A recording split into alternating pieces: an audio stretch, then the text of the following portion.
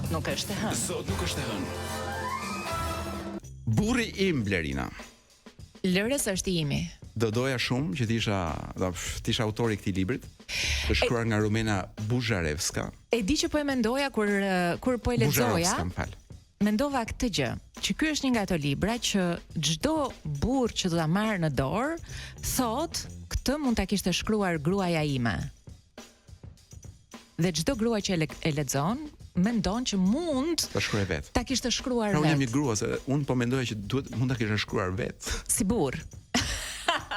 Po si të duash ti, Blerina, po ne jemi një vend ku burr, grua, dhe të gjërat e tjera të ndërmjetme nuk na shqetësojnë dhe nuk na bëjnë përshtypje. Na le për gjysmë një tregtim shumë interesant, të cilin unë e mbarova, po nuk do ta them se si përfundonte. Po sigurisht, se ndryshe publiku ardashës shqiptar nuk shkon te librin, rri dëgjon vetëm neve duke shpresuar që do i lexojmë të gjitha tregimet. Unë them që është libri më i bukur i verës, ndoshta edhe libri më i bukur i vitit që do u bjerë në dorë.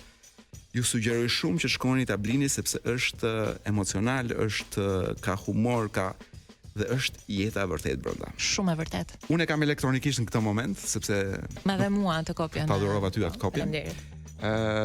Kështu do lexoj elektronikisht. Kjo vajza është një shkupjane, Rumena Buzharovska, botimet Kandra.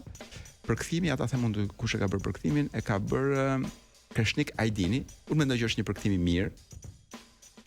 Dhe po lexoj e dashur Blerin, po lexoj atëherë zgjidh. Të lexoj tregimin me titull Nektari apo tregimin me titull Njeriu me zakone?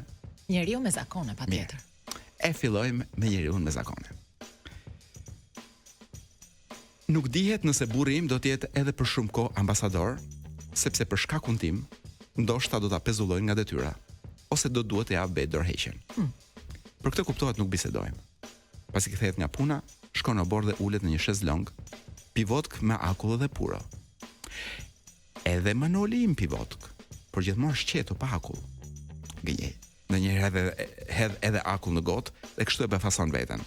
Thot, do të ketë pak larmin jetë. Kjo me larmin ka të bëjë me filozofinë e tij të përgjithshme jetësore.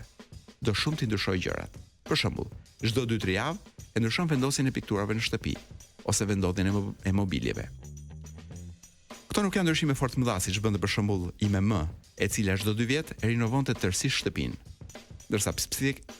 Ndërsa psikiatri pohonte se kjo ndodhte për shkak të dëshirës që ta arratise nga vetvetja. Duke gjetur këtë, nga para brenda një midisi të ri.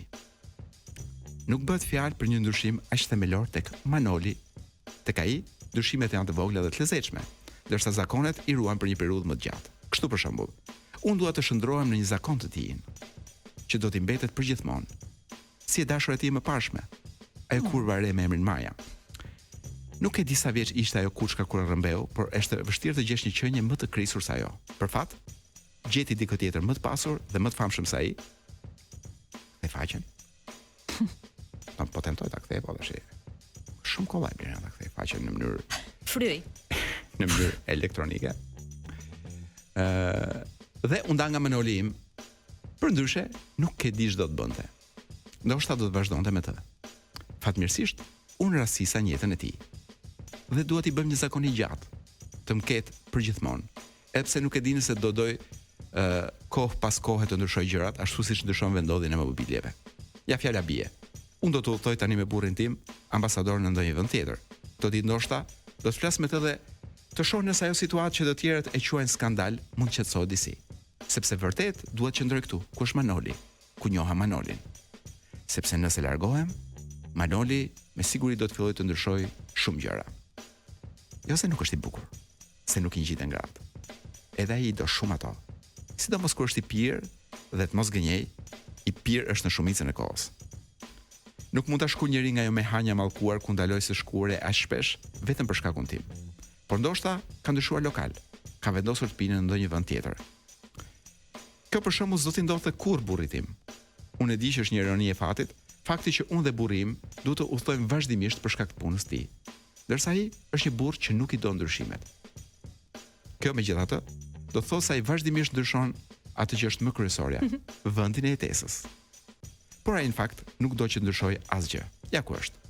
Rino bosh do ditë pasi kthehet nga puna, pivot nga njëjta gotë, ka gjithë jetën që ty mos të njëjtat puro, dhe tani vuan sepse i ngordhi qeni.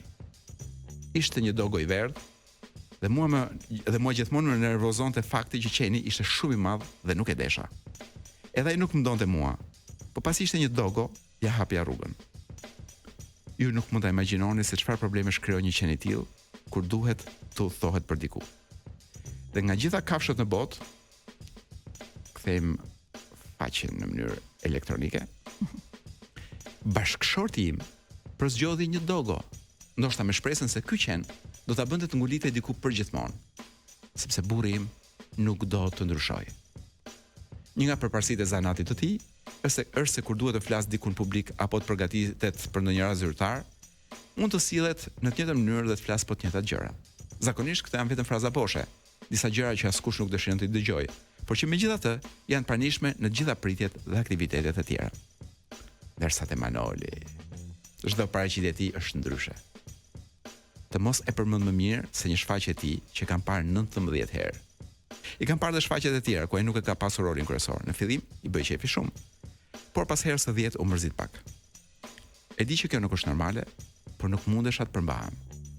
Jo vetëm që ndihesha plot energji kur e vështroja, por ndjeja sikur më fluturonte shpirti dhe që brenda meje kisha një zjarr të ftohtë që merrte hovë sa herë kujtoja se si bënim dashuri.